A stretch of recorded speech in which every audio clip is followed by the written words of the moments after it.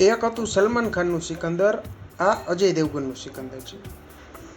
મૂવીનું નામ છે રેડ, તો મૂવીમાં રેડ તો પડવાની જ છે, જે આપણે પહેલા પાર્ટમાં જોઈ ચૂક્યા છીએ. અને પહેલા પાર્ટના કમ્પેરિઝન પ્રમાણે આ મૂવી એકદમ બેકાર છે.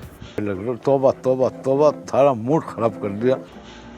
ઓલું કહેવાય છે ને, અમુક મૂવીના સિક્વન્સ ના બનવા જોઈએ, આ મૂવી પણ એમાંની એક છે.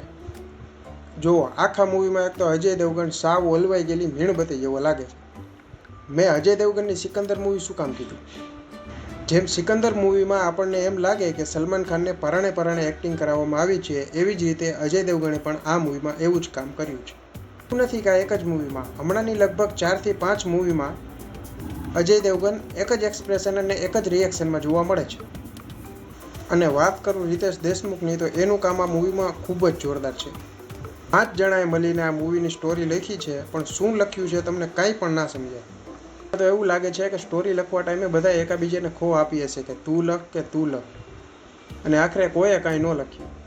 અને મ્યુઝિક સાંભળીને તો એમ થાય કે શું કરવાને બનાવતા હશે આવું.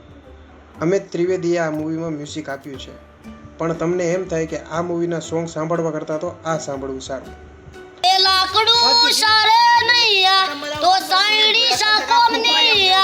એના ઘરનું, એના વળનું, એના પતિનું ચીવું મોને નહીં તો ન ફટે. બાયડી શાકોમની એ ગોરી તારા પ્રેમનો તેજો છે મેલરિયા. તારો બાપો બોમ ફોડે રે, તારી માં ટીકડી ફોડે રે, તારો બાપો બોમ ફોડે રે, તારી માં. મૂવી એકદમ ખરાબ છે, ટીવીમાં આવે ત્યારે જોવાય, બાકી ખર્ચો કરાય નહીં.